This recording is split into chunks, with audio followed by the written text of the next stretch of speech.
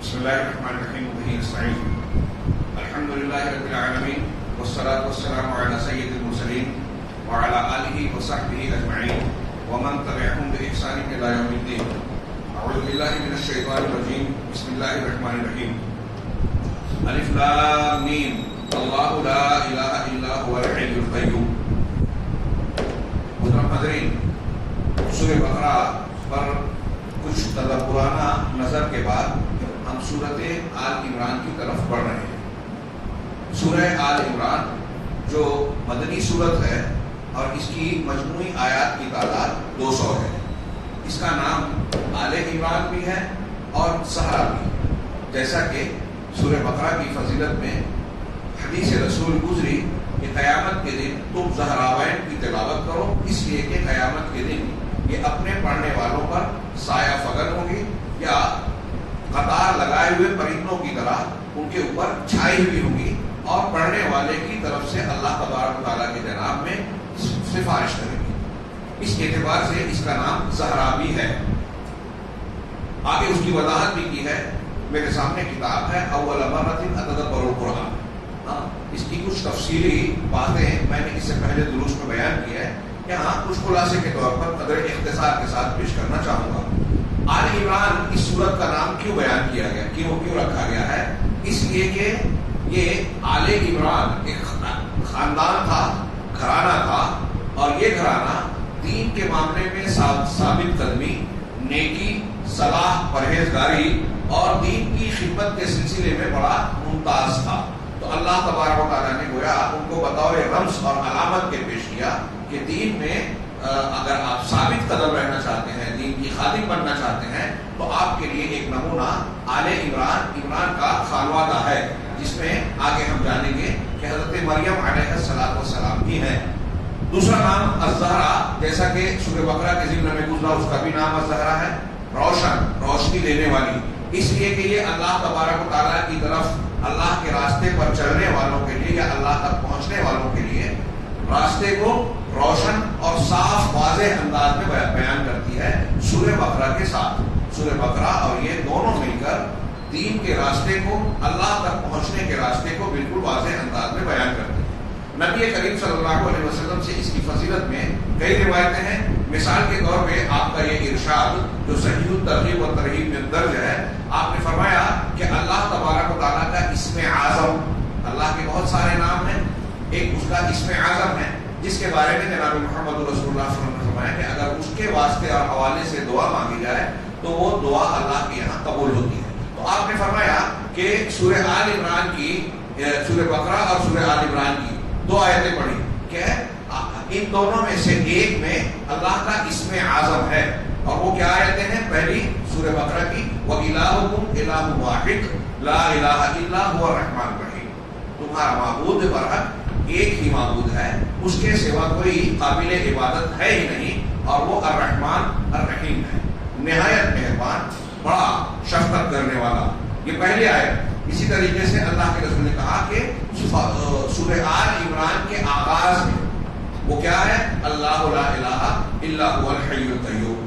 اللہ، اس کے سوا کوئی معبود برحق نہیں، وہ حی اور قیوم ہے، زندہ اور قائم رہنے والا ہے. یہ 2 آیتوں کا ذکر کر کے ابو داؤد ترمذی ابن ماجہ کے حوالے سے یہ 2 آیتوں میں اللہ کا اسم اعظم ہے. اس کے علاوہ سورہ بقرہ سے متعلق فضیلت والی حدیث گزر چکی. اس کی آخری آیتوں کے سلسلے میں اس کی فضیلت کو بیان کرنے والی بھی ایک روایت ہے. حضرت بلال کہتے ہیں کہ رسول اللہ صلی اللہ علیہ وسلم آئے، جبکہ وہ ایک دن فجر کی اذان دے رہے تھے. عطا بلالا عطا رسول اللہ صلی اللہ علیہ وسلم، صبح کی نماز کا اذان دینے کے لیے حضرت بلال رسول اللہ صلی اللہ علیہ وسلم کے پاس آئے. آپ کو دیکھا فرآہ یبکی، آپ کو دیکھا کہ آپ رو رہے ہیں. نبی کریم صلی اللہ علیہ وسلم رو رہے ہیں. حضرت بلال نے پوچھا یا رسول اللہ ما یبکی، اللہ کے رسول آپ کو کون سی چیز رلا رہی ہے؟ انہوں نے کہا وقت غفر اللہ لک ما تقدم من ذنبک وما تأخر، جبکہ آپ تو بخش رہے ہیں، کوئی گناہ ہے ہی نہیں، اگلے پچھلے گناہ، نبی کا گناہ ہے ہی نہیں، اور نبی کے نبوت کے مقام کے اعتبار سے اگر کوئی خطا سرزد ہوئی تو وہ بھی معاف ہے. تو اللہ کے رسول آپ کے تو سارے معاملات بخشے بخشائے ہیں، پھر آپ رو کیوں رہے ہیں؟ کون سی چیز رلا رہی ہے؟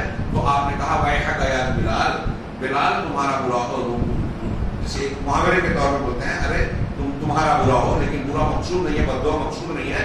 وما یمنعنی ان ابکی، مجھے رونے سے کون سی چیز روکے گی جبکہ اللہ تبارک و تعالیٰ نے آج رات میں مجھ پر یہ آیت نازل کی ہے، ان فی خلق السماوات والارض واختلاف اللیل والنہار لآیات لأولی الالباب. اور پھر آگے کی الذین یذکرون اللہ قیاما وقعودا وعلی جنوبہم ویتفکرون فی خلق السماوات والارض ربنا ما خلقت ھذا باطلا، کہ یقیناً آسمانوں اور زمین کی پیدائش میں، بناوٹ میں، تخلیق میں، اور دن اور رات کی گردش میں، دن اور رات کا جو دورانیہ چل رہا ہے، یہ اولو الالباب کے لیے، عقل والوں کے لیے اس میں نشانیاں ہیں. کون ہیں عقل والے؟ الذین یذکرون اللہ قیاما وقعودا، جو کھڑے ہو کر، بیٹھ کر، اللہ وعلی جنوبہم، اور لیٹ کر، اپنے پہلوؤں پر لیٹے لیٹے اللہ کی بناوٹ میں غور و فکر کرتے ہیں. یتفکرون فی خلق السماوات والارض، آسمانوں اور زمین کی پیدائش میں غور کرتے ہیں، اور غور کرنے کے بعد اس نتیجے پر پہنچتے ہیں کہ یہ بے مقصد نہیں ہے. ربنا ما خلقت ھذا باطلا، پروردگار تو نے ان چیزوں کو بیکار بے سود پیدا نہیں کیا، ان کا مقصد ہے، اور وہ مقصد ہے کہ امتحان لے گا، اس کا نتیجہ دے گا، جنت کی شکل میں یا جہنم کی. لہذا فقنا عذاب النار، تو ہمیں عذاب نار سے بچا، جہنم کے عذاب سے بچا. آپ نے ایک آیت ابتدائی پڑھی اور اس کے بعد آخر تک سنایا حضرت بلال کو، اور کہا وَيْلٌ لِمَنْ قَرَأَهَا وَلَمْ يَتَفَكَّرْ فِيهَا، اس آدمی کے لیے تباہی، ہلاکت اور ویل ہے جو ان آیتوں کو پڑھے. سورہ آل عمران کی جو آیتیں میں نے پڑھی اور اس سے آگے کی، ان آیتوں کو پڑھے اور اس میں غور و فکر نہ کرے. قرآن اور قرآن کی ان آیتوں پر غور و فکر کرنا کتنا اہم ہے، اس سے اندازہ لگا سکتے ہیں. اللہ کے رسول فرما رہے ہیں جو غور نہ کرے وہ اس کے لیے ویل ہے. یہ ابن حبان کی روایت ہے، اور علامہ البانی رحمہ اللہ نے السلسلۃ الصحیحہ میں جو ہے اس کو درج کیا ہے. چنانچہ ایک مسلمان کو اس بات سے گریز کرنا چاہیے اور توجہ دینا چاہیے کہ ان آیتوں پر اگر وہ گزر رہا ہے، تلاوت بھی کر رہا ہے، پڑھ رہا ہے، تو بغیر غور و فکر کیے اور تدبر کیے نہ گزرے. اس سلسلے میں غور و فکر کرے، لیکن اپنی عقل کو آزاد نہ کرے، بلکہ قرآن کو سمجھنے کے اصول و ضوابط کا لحاظ کرے. اگر یہ نہیں کر سکتا تو جو معتبر اہل علم ہے ان کی طرف مراجعہ کرے.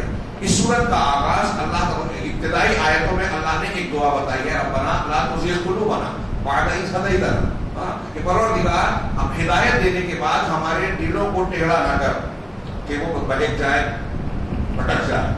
یہ ایک دعا ابتدائی آیات میں آئی ہے، اور اختتام ہوتا ہے اس سورت کا جو آخری حصہ ہے.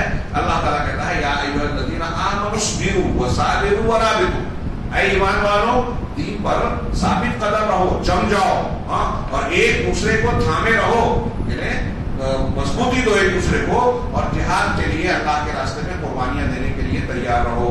اب یہ اللہ تبارک و تعالیٰ نے شروع میں جو دعا سکھائی کہ دین پر قائم رکھ، اور آخر میں یہ بتایا اللہ تعالیٰ نے حکم دیا کہ دین پر جمے رہو. یہ سورت کے ابتدا اور آخر کا انتہائی گہرا تعلق ہوا. یہ دعا دین پر ثابت قدم رہنے کے لیے بہت اہم ذریعہ اور وسیلہ ہے، جس کا اللہ تبارک و تعالیٰ نے اور رسول نے ہمیں حکم دیا. اس سورت سورہ آل عمران کے مجموعی مضامین پر آپ غور کریں تو اس کا مرکزی عنوان آپ کو نظر آئے گا کہ اللہ کے دین پر جم جانا، ہر اعتبار سے جمے رہنا. اور یہ اس کے اسباب کو اختیار کرنے کی آج کے سماج اور معاشرے میں بہت ضرورت ہے، خاص طور سے نوجوان مردوں اور لڑکیوں.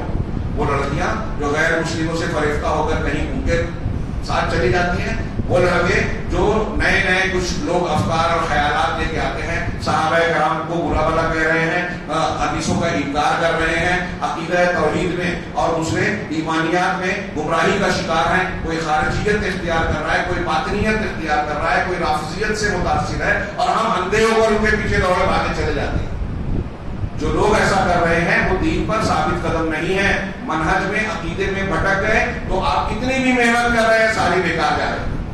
دین پر، سچے دین پر ثابت قدم رہنا بہت ضروری ہے. سورہ آل عمران کا مرکزی عنوان ہے، اور اس سلسلے میں سورہ آل عمران کے مضامین پر آپ غور کریں تو ہمارے دین کو بچانے اور مضبوط بنانے کے اسباب اس میں ہم کو مل جائیں گے. نمبر 2، اس میں اتباع کا واجب ہونا اور اس کی اہمیت بھی ظاہر ہوتی ہے کہ ہمیں قرآن اور حدیث کی، اللہ کے رسول صلی اللہ علیہ وسلم کی بھرپور اتباع کرنا چاہیے، حق کی اتباع کرنا چاہیے۔ اس صورت میں اس کی اہمیت و افادیت اور اس کا وجوب معلوم ہوتا ہے۔ چنانچہ اس سلسلے میں انہوں نے آیت نمبر 52 کا حوالہ دیا، اس میں حضرت عیسیٰ علیہ السلام اور ان کا حواریوں کا قصہ درج ہے کہ فلما احس عیسیٰ منہم الکفر قال من انصاری الی اللہ، جب عیسیٰ نے اپنے مخاطبین سے کفر کا احساس کیا، ان کو محسوس ہوا کہ اب یہ لوگ کفر کریں گے کچھ علامتوں سے، میری مخالفت کریں گے، تو حضرت عیسیٰ نے لوگوں سے پوچھا کہ میں اللہ کے سلسلے میں میری مدد کرنے والا کون ہے؟ قال الحواریون نحن انصار اللہ، حواریوں نے کہا کہ ہم ہیں اللہ تبارک و تعالیٰ کے مددگار، اللہ کے دین کے سلسلے میں آپ کی مدد کریں گے، ہم اللہ پر ایمان لا رہے ہیں اور آپ گواہ ہیں کہ ہم تابعدار ہیں۔ بشرط اننا مسلمون آیت کیا ہے؟ حواریوں کا یہ کردار نبی کے ساتھ کہ نبی کی اتباع کس طرح کی، یہ پہلی قسم ہے۔ میں بہت آگے چلا گیا، یہ ایک حصہ چھوٹ گیا، انشاءاللہ وہ آگے پڑھیں گے۔ سورت کے مختلف مقامات پر کا انہوں نے ذکر کیا مضامین کا۔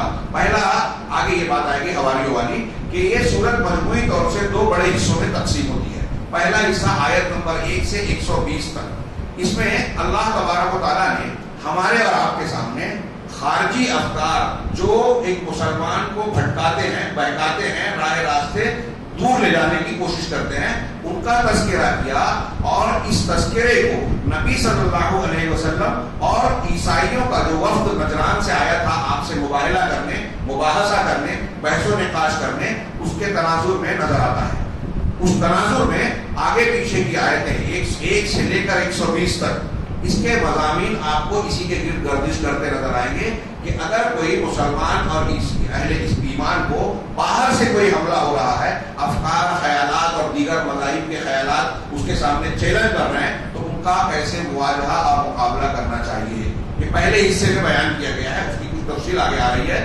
دوسرا حصہ آیت نمبر 121 سے لے کر آخر تک، یعنی 200 آیت تک، اس میں داخلی طور پر مسلمان اندر سے جو مسلم معاشرہ ہے، داخلی طور پر ہم کس طریقے سے مضبوطی اور ثابت قدمی اختیار کریں، اس کا ذکر ہے۔ اور اس کا مرکزی عنوان یا واقعہ جو ہے، اس کے تناظر میں اللہ نے یہ ساری چیزیں بیان کی ہیں، وہ غزوہ احد کے واقعات ہیں جو سن 3 ہجری شوال سن 3 ہجری میں ہوا۔ اس غزوہ احد کے تناظر میں اللہ تبارک و تعالیٰ نے مسلمانوں کے داخلی معاملات کو ذکر کیا کہ کس طرح ہم آپس میں دین پر مضبوطی سے جمے رہ سکتے ہیں، کون سی چیز داخلی طور سے ہم کو کمزور کر سکتی ہے اور کس چیز سے ہم مضبوطی پا سکتے ہیں، کیسے اللہ کی مدد ملے گی، کیسے اللہ تبارک و تعالیٰ ہم سے ناراض ہو کے ہم کو عذاب میں مبتلا کر سکتا ہے۔ تو داخلی سطح پر ثابت قدمی کے نتائج اور اثرات اور اس کے عوامل کا ذکر غزوہ احد کے تناظر میں کیا اللہ تبارک و تعالیٰ نے۔ پہلی قسم کا تذکرہ انہوں نے بہت اختصار کے ساتھ کیا کہ جب نجران کا عیسائیوں کا وقت نبی کریم صلی اللہ علیہ وسلم کے پاس آیا، مسجد نبوی میں آپ کی اور اس وفد کی جو ہے گفتگو ہوئی، آپس میں بات چیت ہوئی۔ چنانچہ وہ اور یہ اپنی نوعیت کا مسلمانوں اور عیسائیوں کے بیچ اپنی نوعیت کا پہلا مقابلہ تھا، بات چیت تھی۔ یہ مراحل بحال ہی یا مراحل النقاش، نیچے انہوں نے کچھ نکات بیان کیے ہیں کہ عیسائیوں اور مسلمانوں کے درمیان مناقشہ، مباحثے کے مراحل اور درجات کیا کیا تھے۔ نمبر 1، تقویت و عقیدت المسلمین قبل النقاش، کہ سب سے پہلے آپ کسی سے مقابلہ کرنے جا رہے ہیں، بحث کرنے جا رہے ہیں، ہمارے نوجوانوں کو بہت شوق ہوتا ہے، تو سب سے پہلے مسلمانوں کا اپنا عقیدہ مضبوط ہونا چاہیے۔ آیت نمبر 18، شہد اللہ انہ لا الہ الا ہو، اللہ نے گواہی دی کہ معبود برحق اس کے سوا کوئی نہیں۔ آیت نمبر 19، فَإِنْ حَاجُّوكَ فَقُلْ أَسْلَمْتُ وَجْهِيَ لِلَّهِ وَمَنِ اتَّبَعَنِ، اگر یہ تم سے جھگڑا کر رہے ہیں تو تم کہہ دو کہ میں اپنے پروردگار کے سامنے اپنے آپ کو حوالے کر رہا ہوں، اپنا رخ پرور کی طرف کر رہا ہوں، اور میرے متبعین بھی۔ آیت نمبر 20، جس میں اللہ نے فرمایا ان الدین عند اللہ الاسلام، اللہ کے نزدیک پسندیدہ دین اسلام ہے۔ تو پہلے اپنے دین کو مضبوط کیجیے۔ آج کل ایک ٹرینڈ چلا ہے میرے درس کے حوالے سے، ہمارے نوجوانوں میں قرآن ٹھیک سے پڑھنا نہیں آتا اور گیتا اور غیر مسلموں کی کتاب کو پڑھ کے تبلیغ و دعوت کا کام کرنے کی کوشش کی جاتی ہے۔ ہاں، ضرورت پڑنے پر ان چیزوں کا استعمال کیا جائے گا، لیکن یہ نبی کا طریقہ نہیں ہے۔ اور دوسری کتابوں کو پڑھنے سے پہلے آپ اپنی کتاب پڑھیں، نبی کریم صلی اللہ علیہ وسلم دعوت و تبلیغ کے کام میں قرآن پیش کرتے تھے. یتلو علیہم آیاتہ ویزکیہم ویعلمہم الکتاب والحکمہ. اللہ کے کلام کی آیات کی تلاوت کرتے تھے. گیتا اور عیسائیوں کو توریت اور انجیل پڑھ کر نہیں سناتے تھے کہ آپ اس پر محنت کریں اور قابلیت کا مظاہرہ کریں. جی نہیں, نبی کا طریقہ اختیار کیا جائے. تو پہلے اپنا عقیدہ مضبوط کیا جائے. ہمارے جو نوجوان بھٹک جاتے ہیں, فلاں سے متاثر ہوئے, کوئی انجینئر آیا, ام المومنین حضرت عائشہ صدیقہ کی شان میں گستاخیاں کر رہا ہے. صحابہ کرام کے تعلق سے اہل سنت والجماعت کا متفقہ عقیدہ ہے کہ اگر ایک صحابی کے تعلق سے بھی اگر کسی نے برا عقیدہ رکھا, تعلق تشریح کی, تو وہ گمراہ ہے, ملحد ہے, زندیق ہے. جب اللہ اور رسول نے ان سے رضامندی کا اعلان کیا کہ اللہ ان سے راضی ہوا, تو آپ اور ہم ناراض ہونے والے کون ہو سکتے ہیں؟ اور پھر امہات المومنین تو اہل بیت میں سے. تو امہات المومنین کی شان میں گستاخی کر رہا ہے ہمارا نوجوان. کربلا کا واقعہ, فلاں واقعہ, جنگ جمل, جنگ صفین کا, جس کے تعلق سے کوئی فائدہ نہیں ہے اس کی تفصیلات کو جان کر. اس میں الجھایا ہے, اور ہمارے نوجوان آ کے اس پر قابلیت بتاتے کہ علماء سے ہم نے سوال کیا, وہ ایسا ہے ویسا ہے, مطمئن نہیں کر سکے. بلا وجہ کی بات. علماء جانتے ہیں کن بحثوں کو عوام میں پیش کرنا چاہیے, کن کو نہیں. یہ یہود و نصارہ کے ایجنٹ اور آلات ہیں جو نوجوانوں کو مفید کاموں سے ہٹا کر اس طرح کی باتوں میں الجھاتے ہیں, دین کے تعلق سے شکوک و شبہات میں مبتلا کرتے ہیں, اور دین کی بنیادوں کو ہلاتے ہیں. یہ صحابہ کرام کے تعلق سے ہمارے عقیدہ اگر بگڑ گیا, ہمارا دین ختم. عقائد کی عقیدے سے تعلق ہے اس کا. کیوں؟ اس لیے کہ اللہ اور رسول نے صحابہ کے بارے میں کہا ہے رضی اللہ عنہم ورضوا عنہ فإن آمنوا بمثل ما آمنتم به فقد اهتدوا. اللہ کے رسول نے کہا نجات پانے والے گروہ کا طریقہ وہ ہوگا ما انا علیہ واصحابی, اس پر میں ہوں اور میرے صحابہ. تو صحابہ کا منہج اللہ کے یہاں, اللہ کے رسول کے یہاں سے سرٹیفائڈ ہے, اس کی تائید کی گئی ہے, اور ہم اس پر اعتراض کریں مطلب اللہ کے رسول اور اللہ کی مخالفت کر رہے ہیں. تو خیر, میں یہ عرض کر رہا تھا کہ پہلے اپنے دین کو مضبوط کیجیے, پھر افکار مقابلہ اسی سے مواجہہ کرنے میں کتنی بھی بلندی پہ جائیے, انشاءاللہ بھٹکے گے نہیں. اگر اپنا عقیدہ مضبوط کیے بغیر کوئی شخص دین کے مقابلے کے یا اس قسم کے راستے پہ قدم بڑھاتا ہے, تو نتیجے میں خود بھٹک جاتا ہے. جہاں اس کو جواب نہیں ملتا ہے, سمجھتا ہے کہ میں ہی غلطی پر ہوں, اور اپنا موقف چینج کر لیتا ہے, تبدیل کر لیتا ہے. یہ اس بات کی دلیل ہے کہ دین کی بشاشت, ایمان کی بشاشت دلائل سے اس کے دل میں تھی ہی نہیں. یہی وجہ ہے کہ وہ بھٹک گیا. ایک نوجوان کفر شرک سے نکل کے آتا ہے, کہتا ہے میں قرآن و حدیث مانوں گا, کچھ ہی دن میں قادیانی ہو گیا, کچھ ہی دن میں منکر حدیث ہو گیا, کچھ ہی دن میں کسی انجینئر اور فلاں سے متاثر ہو گیا.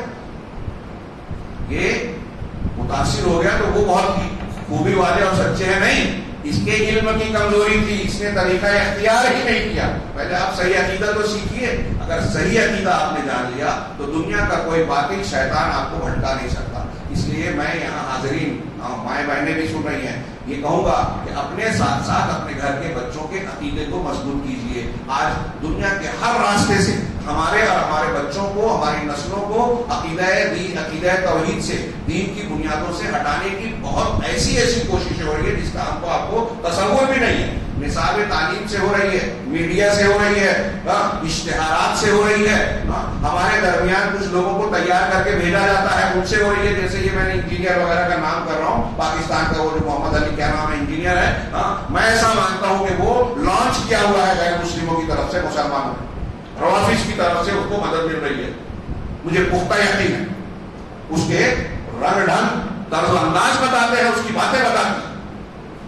کوئی مانے یا نہ مانے, اگر آپ دین حق پر صحیح محنت کر لیں تو آپ بھی اسی نتیجے پر پہنچیں گے انشاءاللہ. تو پہلی بات کہ اپنا عقیدہ مضبوط کریں. یہ آیت نمبر 18, 19, 20, 83, 85 ان آیتوں کا حوالہ دیا.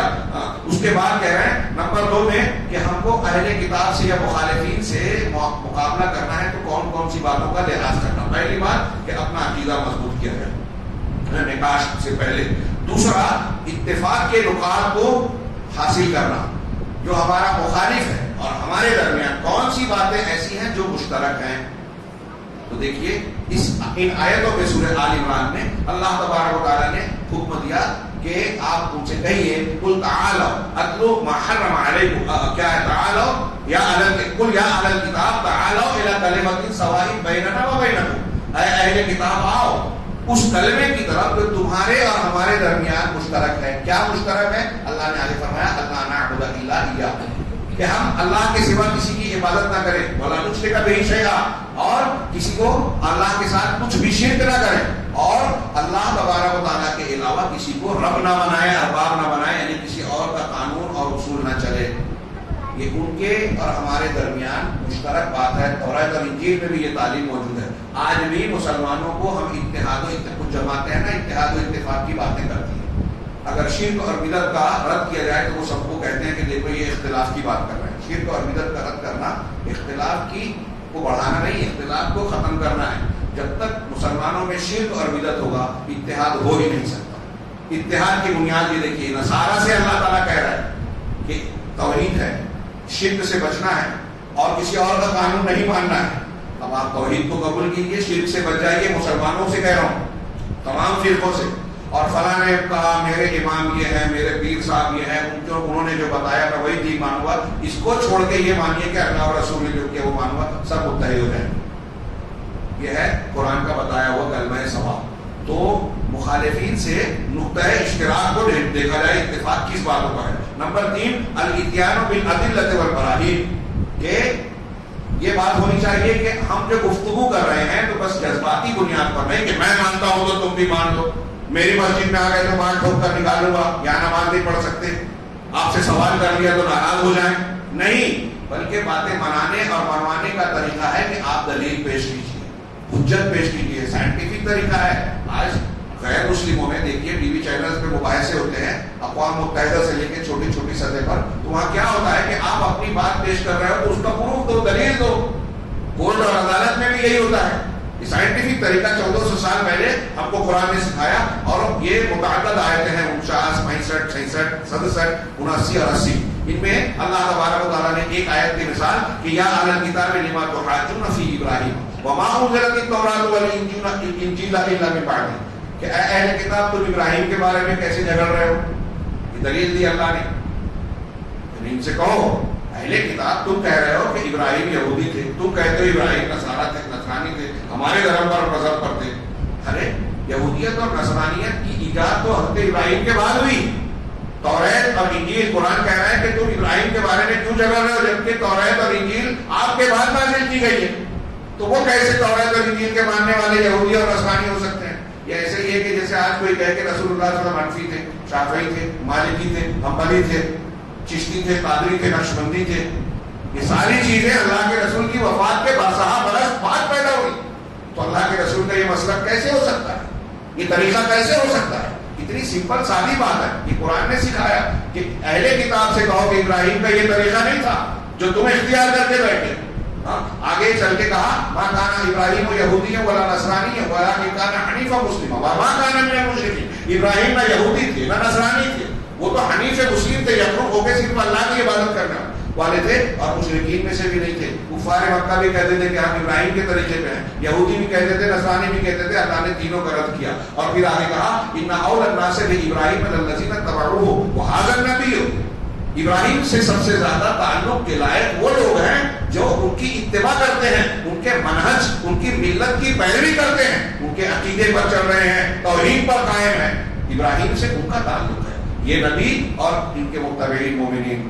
یہ اللہ تبارک و تعالیٰ نے ان آیتوں میں وضاحت فرمائی کہ باتیں جب ہوگی نقاش کی مقابلے کی تو دلائل کے ساتھ ہونی چاہیے، ادلہ اور براہین کے ساتھ. ایک مسلمان کو اگر آپ کو مقابلہ کرنا ہے تو جس معاملے میں آپ گفتگو کرنے جا رہے ہیں اس میں آپ کو علم اور دلیلوں کا علم ہونا چاہیے.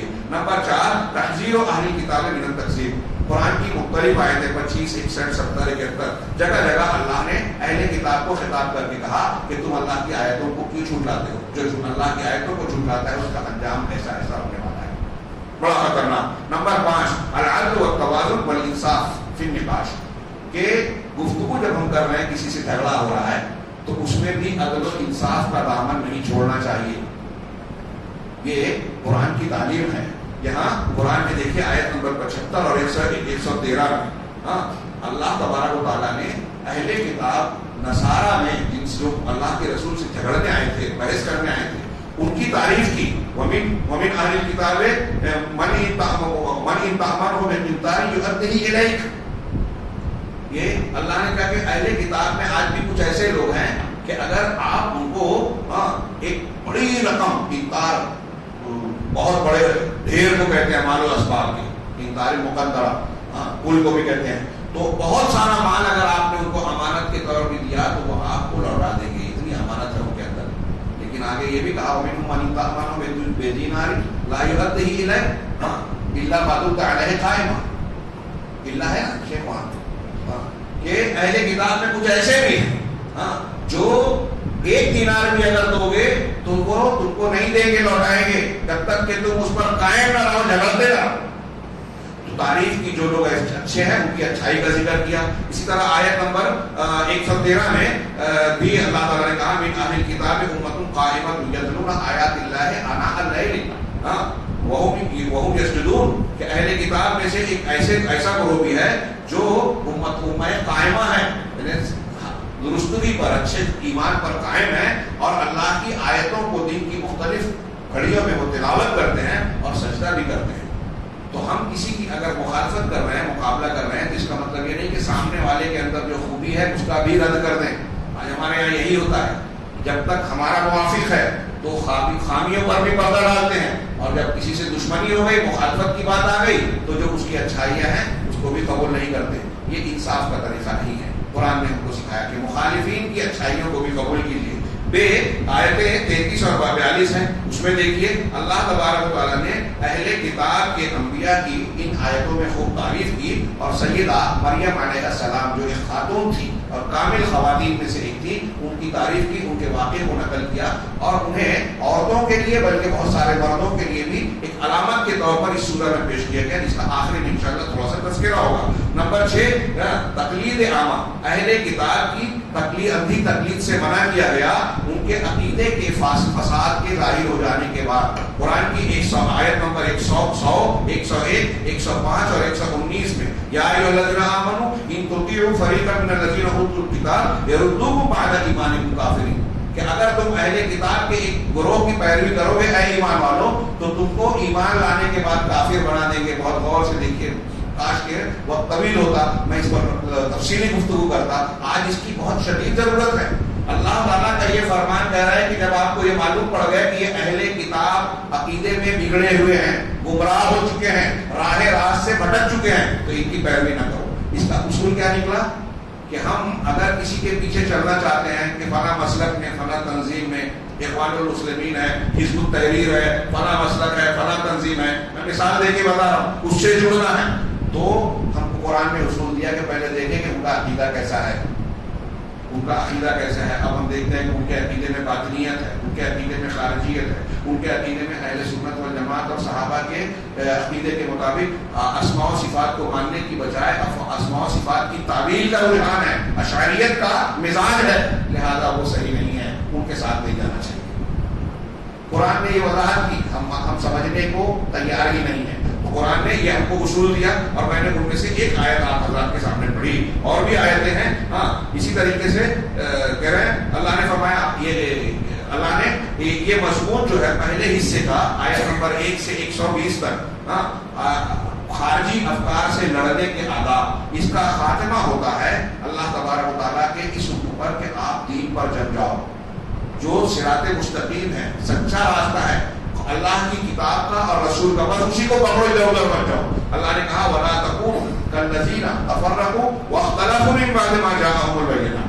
کیا پیاری بات کہی ہے، کاش موقع ہوتا کہ تم مسلمانوں سے اللہ نے کہا کہ تم ان لوگوں کی طرح نہ ہو جاؤ جو بینات دلیلیں آ جانے کے بعد فرقہ بن گئے اور اختلاف میں پڑ گئے. تفرقوا واختلفوا، ان لوگوں کی طرح مت ہو جاؤ. یہاں کون لوگ مراد ہیں؟ یہی نصارہ، ان کے بعد تک فرقے ہوئے. اے مسلمانوں تم ان لوگوں کی طرح نہ ہو جاؤ. دلائل آ جانے کے بعد اختلاف نہیں ہونا چاہیے.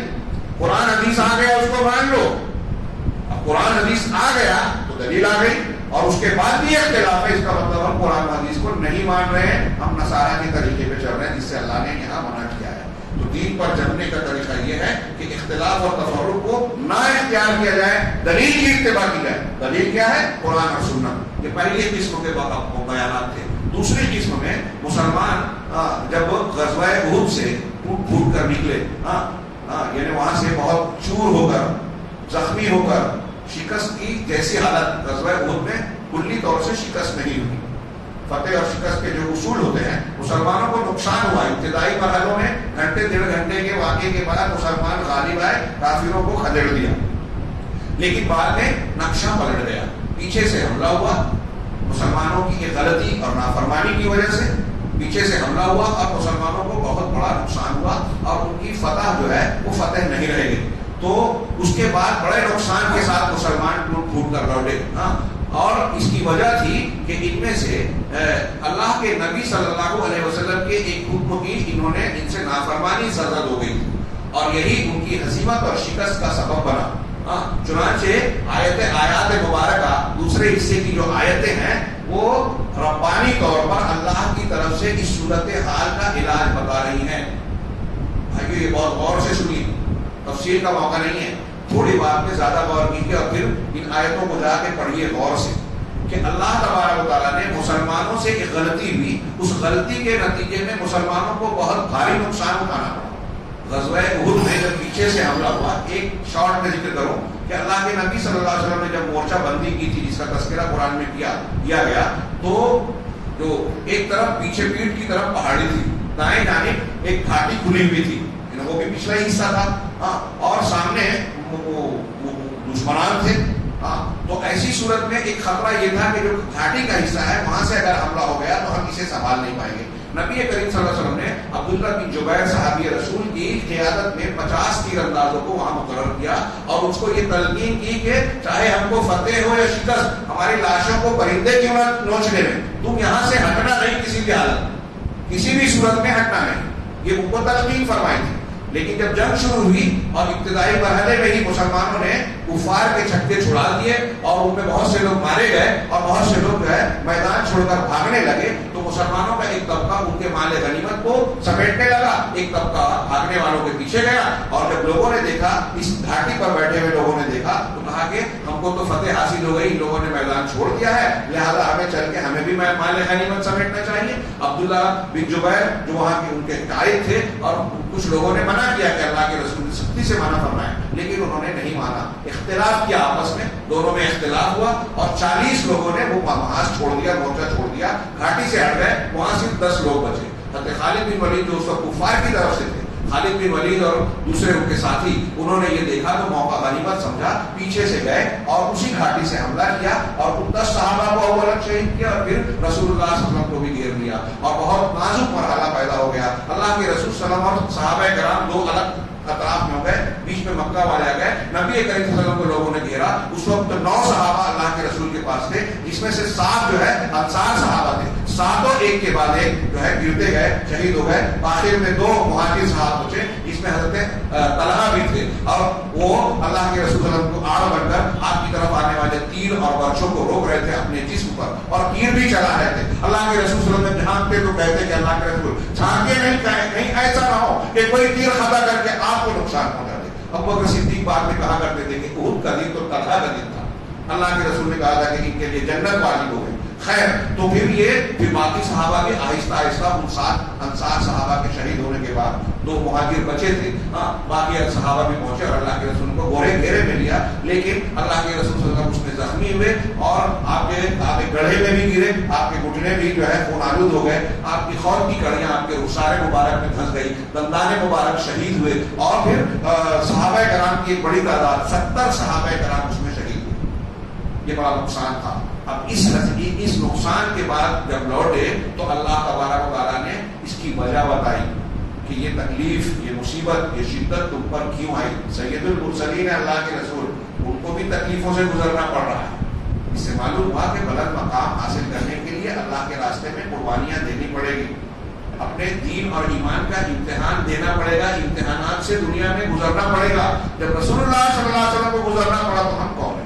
और रसूलुल्लाह सल्लल्लाहु अलैहि वसल्लम को तकलीफें हैं, इसका मतलब ये कि अल्लाह ताला, अल्लाह के रसूल अल्लाह नहीं थे।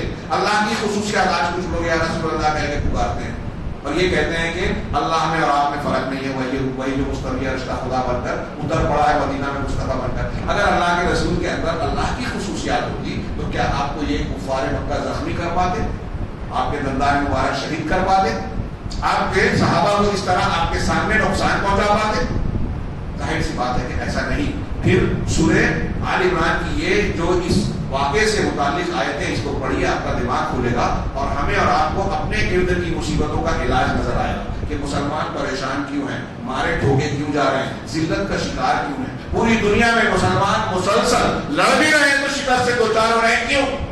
اللہ اور اس کے رسول کی مخالفت کرنے کی وجہ سے. کل کے درس میں گزرا شیخ ربیع کے حوالے سے انہوں نے کہا کہ توحید کو, اتباع کو جب مسلمانوں نے ظاہر کیا تو اللہ کی مدد چھٹ گئی, ہٹ گئی, اور پھر نتیجہ یہ ہے کہ دشمن ہر طرف ہم پر ٹوٹا پڑا ہے. وہی بات یہاں بھی, ایک غلطی کی تھی صحابہ کرام نے, اللہ کے رسول کی بات نہیں مانی, اتنا بڑا نقصان ہوا. ہم روزانہ کتنے سنتوں کی مخالفت کر رہے ہیں, شریعت کی مخالفت کر رہے ہیں, سوچئے تو ہم پر کتنا بڑا عذاب آنا چاہیے. یہ اللہ تعالیٰ نے ہم کو بتایا. اور پھر مصیبتیں تکلیفیں آتی ہیں درجات بلند کرنے کے لیے. مصیبتیں تکلیفیں اس لیے بھی آتی ہیں, انہی آیتوں کی باتوں کو میں اپنے الفاظ میں بیان کر رہا ہوں. مصیبتیں تکلیفیں آتی ہیں اس لیے کہ سچا مومن اور منافق الگ الگ ہو جائے. اگر عام حالات میں گئے تو سب اپنے آپ کو کہتے ہیں کہ میں ایمان والا ہوں, سب کہتے ہیں کہ میں اونچے درجے والا ہوں, سب جنت کے اعلیٰ درجے کے دعوے دار ہوں گے. لیکن امتحان کی گھڑی آتی ہے تو یہ پتہ چلتا ہے کہ کون سچا ہے, کون جھوٹا, کون سچا مسلمان ہے, کون منافق. غزوہ احد میں بھی یہی چیزیں اللہ نے بتایا کہ وَلَا يُمَحِّصَ الَّذِينَ آمَنُوا, کہ جو ایمان والے ہیں اللہ ان کو چھان دے اور وہ جو منافقین ہیں ان کو الگ کر دے. یہ مصیبت اور تکلیف میں ظاہر ہوتا ہے کہ آپ کا ساتھی سچا کون ہے, سچا ایمان والا کون. کہا تو اللہ ربانی علاج یہ چند نکات میں ملاحظہ فرمائیں, التذکیر بفضل اللہ علیہ, کہ اللہ تبارک و تعالیٰ کا کتنا فضل ان پر رہا, اللہ تعالیٰ نے اس کا ذکر کیا. یہ آیتیں ہیں, وَإِذْ هَمَّتْ طَائِفَتَانِ مِنْكُمْ أَن تَفْشَلَا, جب تم میں سے دو گروہ, دو قبیلے تھے جن کو منافقین نے خوب بہکایا اور غلایا, تو ان میں سے دو نے حوصلہ اور ہمت ہار دی, ساتھ چھوڑنا چاہا. وَاللَّهُ وَلِيُّهُمَا, لیکن اللہ ان کا ولی اور نگراں تھا. وہ بنو سلمہ اور کیا دو قبیلے تھے جو بہکاوے میں آ کے منافقین کے ساتھ لوٹ گئے تھے.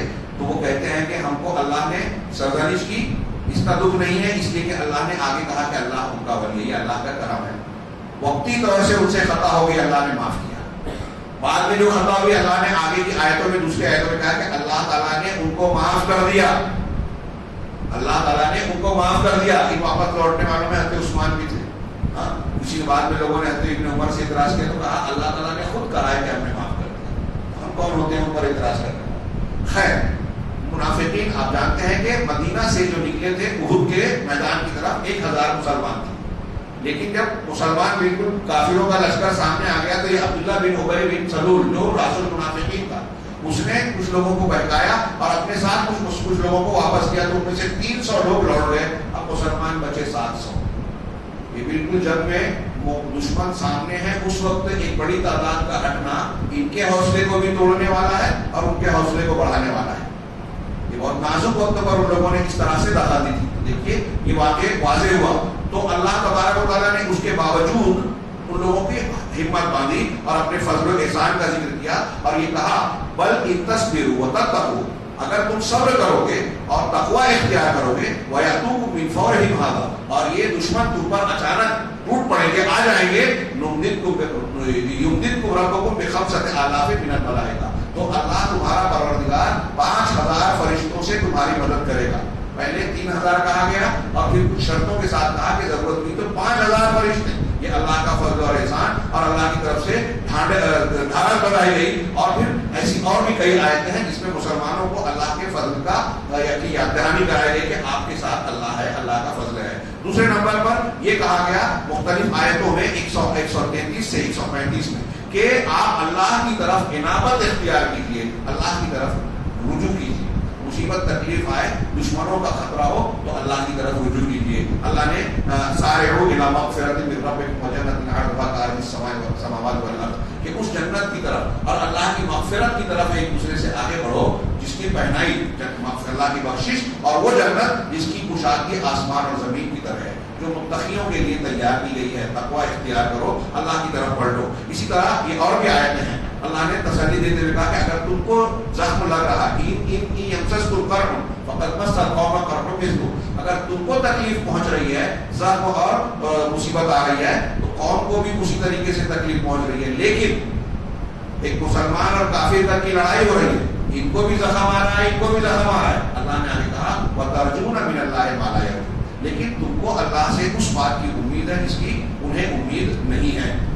آگے کہا کہ المواسات ورفع الروح المعنویہ, کہ ایک دوسرے دوسرے سے ہمدردی اور معنوی روح کو بلند کرنا، اس تعلیم کو دیا گیا ان آیتوں کے تناظر میں۔ اللہ نے کہا وَلَا تَهِنُوا وَلَا تَحْزَنُوا، کمزور مت پڑو، حوصلہ مت ہارو، غمزدہ نہ ہو، وَأَنْتُمُ الْأَعْلَوْنَ إِن كُنتُم مُؤْمِنِينَ۔ یہ پہلے والے نقطے میں ہے کہ اگر تم مومن رہو تو تم ہی سربلند رہو گے، کامیاب رہو گے۔ اور یہاں دوسرے نقطے میں کہ معنوی روحانی روح کو جو ہے اونچا بنایا اللہ نے، کہا اب حسبتم ان تدخلوا الجنہ ولما يعلم الله الذين جاهدوا منكم ويعلم الصابرين، کہ کیا تم ایسا سمجھتے ہو کہ جنت میں یوں ہی چلے جاؤ گے، جبکہ ابھی تک اللہ نے تم میں سے کون ایمان والے ہیں اور کون صبر کرنے والے، مصیبتیں جھیلنے والے ہیں، ان کو ظاہر نہیں کیا۔ مطلب ان مصیبتوں اور قربانیوں سے انسان کو گزرنا پڑتا ہے، اور جب ان سے گزرتا ہے تو اعلیٰ مقام پاتا ہے۔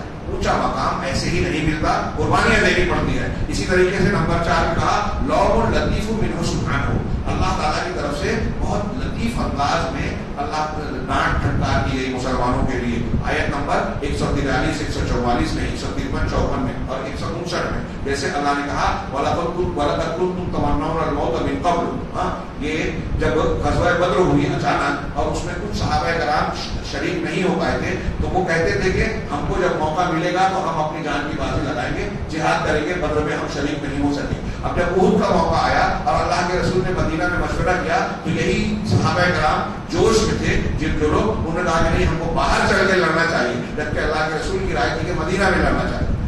تو ایسے صحابہ کی طرف اشارہ کر کے اللہ تعالیٰ نے یہ بات بیان کی تھی کہ تم اس سے پہلے موت کی تمنا کرتے تھے کہ جان کی بازی لگائیں گے، اب تم نے اپنے کو اپنے سامنے موت کو دیکھ لیا۔ جنگ کے درمیان یہ افواہ بھی پھیل گئی تھی کہ رسول اللہ صلی اللہ علیہ وسلم شہید کر دیے تھے، اور اس افواہ کی وجہ سے بہت سارے مسلمانوں کا دل بھی جو ہے بیٹھنے لگا، تبدیل ہو گئے، بہت سے لوگ میدان چھوڑ کر ہٹ گئے، کئی لوگ جو ہے خاموش بیٹھ گئے کہ اب ہم کیا کریں۔ تب انہی میں سے کچھ صحابہ کرام نے انس بن نضر جیسے لوگوں نے حوصلہ دیا اور کہا کہ اگر اللہ کے رسول صلی اللہ علیہ وسلم شہید ہوئے تو تم بھی انہیں اسی کام کے لیے آگے بڑھ جاؤ جس کے لیے آپ شہید ہوئے۔ اسی طریقے سے اللہ تعالیٰ نے یہ بھی کہا وما محمد الا رسول قد خلت من قبلہ رسول، محمد تو بس ایک رسول تھے، آپ سے پہلے بھی پیغمبر اور رسول گزر چکے ہیں۔ افإن مات أو قتل انقلبتم على أعقابكم، اگر آپ کی موت ہو جائے، آپ کو قتل کر دیا جائے تو تم اپنے ہڈیوں کے بل دین سے پھر جاؤ گے۔ پھر اللہ نے یہ بھی بتایا کہ پہلے کے بہت سارے لوگوں نے انبیاء کے ساتھ جہاد و قتال کیا، تو ان کا کیا معاملہ رہا، اللہ نے ان کے ساتھ کیا کیا، یہاں ان کے طریقے کو کہ تمہاری کیفیت کیا ہو گئی تھی کہ تم اپن تک بھاگے جا رہے تھے، رسول پیچھے سے تم کو آواز دے رہے ہیں، تم سن نہیں رہے تھے۔ یہ سورہ آل عمران میں ان آیتوں کے تناظر میں آپ دیکھیں گے تو اللہ تبارک و تعالیٰ نے یہ مسلمانوں کو ڈانٹا ہے، لیکن بڑے لطیف انداز میں کہ جب تم نے ایسا کیا تو تم پر غم اور غم کے بعد غم تم کو لاحق ہوا، مال غنیمت واپس چلا گیا، صحابہ کرام کی شہادت ہوئی، رسول صلی اللہ علیہ وسلم زخمی ہو گئے، اور فتح کا نقشہ بدل گیا۔ یہ اللہ تعالیٰ نے ان باتوں کا ذکر کیا ان آیتوں میں، یہ مذمت بھی تھی اور پھر اس کے سبب کی طرف بھی اشارہ کیا گیا۔ اس کا سبب کیا تھا؟ نمبر 5 میں انہوں نے بتایا کہ سب سے پہلا سبب مسلمانوں کی اس فتح کو شکست جیسی کیفیت میں بدلنے کی پہلی وجہ تھی آپس کا اختلاف۔ صحابہ نے اختلاف کیا 50 لوگوں کا، پھر نافرمانی، اللہ تبارک و تعالیٰ نے یہ ذکر کیا وہاں حتی اذا فشلتم وتنازعتم فی الامر وعصیتم من بعد ما اراکم ما تحبون منکم من یرید الدنیا ومنکم من یرید الآخرہ، کہ جب تم نے اختلاف کیا، رسول کی نافرمانی کی، اور اللہ تبارک و تعالیٰ نے جو چیز تم کو اور حوصلہ توڑ دیا، اس چیز کے دکھانے کے بعد بس ہمتی دکھائی اور رسول کی نافرمانی کی، اس چیز کو دیکھنے کے بعد جو تم پسند کر رہے تھے، تم میں سے کچھ ایسے تھے جو دنیا چاہ رہے تھے، کچھ ایسے تھے منکم من یرید الدنیا، اور کچھ ایسے تھے جو آخرت چاہ رہے تھے۔ یہ اختلاف ہوا اسی بنیاد پر کہ مال غنیمت کو سمیٹنے کے لیے یہ معاملہ ہوا۔ ایسے ہی آج بہت سارے مسلمان دنیا کے چکر میں پیچھے بھاگ کر قرآن اور حدیث کو پیچھے چھوڑ دیتے ہیں، ان کو ترک کر دیتے ہیں۔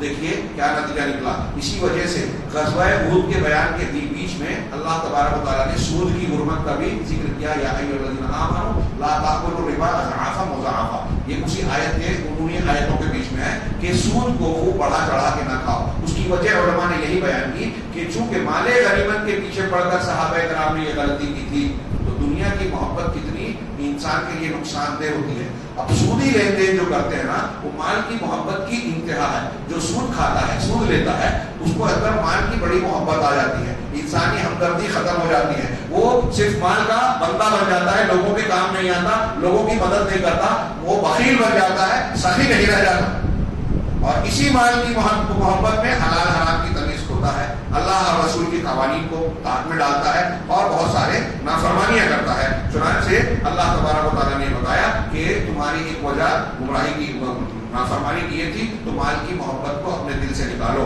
اور پھر ایک آیت یہاں انہوں نے ذکر کی 155 کہ غلطیاں کی تمہاری ان الذین تولوا منکم یوم التقى الجمعان، جب دو گروہوں کی مٹبھیڑ ہوئی غزوہ احد کے وقت تو اس وقت جو لوگ پیٹ پھیر کر چلے گئے وہ ان لوگوں نے کیوں پیٹ پھیری؟ انما استزلهم الشیطان ببعض ما کسبوا، شیطان نے انہیں بہکا دیا تھا، ان کے قدم میں لغزش ڈال دی تھی ان کے پاس پچھلی غلطیوں کی وجہ سے جو انہوں نے کمایا تھا۔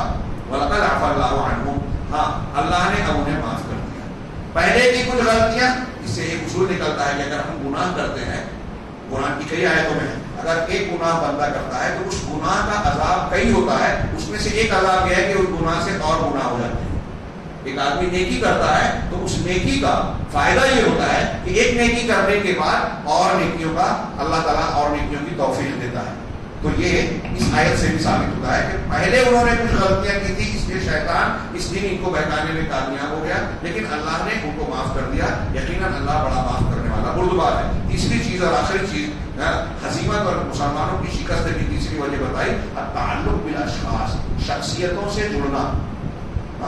آگے اس پر تھوڑی سی اور گفتگو ہوئی، یعنی نبی کریم صلی اللہ علیہ وسلم کی شہادت کی خبر سنی تو بیٹھ گئے، حوصلہ آ گئے۔ دین کے سلسلے میں، دین کا کام کرنے کے سلسلے میں ہم کو شخصیات کے ساتھ جڑا نہیں، وابستہ رہنا ہے، لیکن ان کے بنیاد پر کام نہیں کرنا ہے کہ اگر وہ ہے تو ہم کام کر رہے ہیں، وہ نہیں ہے تو کام نہیں کریں گے۔ ہمارے اصول ہونا چاہیے اللہ کے لیے اعلیٰ مقاصد جو ہمارے ہیں، ہمارا جو منہج ہے اس کی بنیاد پر ہمیں کام کرنا چاہیے۔ ایک آدمی اگر ہمارا سردار ہے، سردار نہیں رہا تو ہم کام چھوڑ دیں گے، ایسا نہیں ہونا چاہیے۔ یہ مسلمانوں کی ہزیمت کے کچھ اسباب ہیں، وما محمد الا رسول کے تحت۔ اب یہاں کچھ مشترک عوامل دونوں میں، پہلی قسم اور دوسری قسم میں خارجی اسباب اور داخلی طور سے مسلمانوں کی مضبوطی، ان دونوں کو تھوڑا سا مواجہہ کیا اور پھر کچھ مضامین پر روشنی ڈالنے کے بعد اس صورت کے بعد جو ہے ہدایات کا ذکر کیا ہے آگے۔ میں چاہتا تھا کہ یہ آج ہی ختم ہو جائے، لیکن مجھے لگتا ہے کہ ابھی میں کروں گا تو کم سے کم آدھا گھنٹہ مزید درکار ہوگا، لہذا ہم اسے اگلے درس کی طرف ڈالتے ہیں۔ اور یہ بہت اہم اور قیمتی ہدایات ہیں۔ میں امید کروں گا کہ آپ حضرات اور ہماری مائیں بہنیں بھی پوری توجہ اور دلچسپی سے اس کا شوق رکھیں گے۔ اللہ تبارک و تعالیٰ ہمارے اس شوق کو ایمانی شوق بنا دے اور اس کے ذریعے سے قرآن فہمی اور قرآن پر عمل کرنے کا جذبہ ہمارے اندر مضبوط بنائے اور اس کی برکت سے دنیا اور آخرت میں ہر قسم کے فائدے ہم کو عطا فرمائے۔ وآخر دعوانا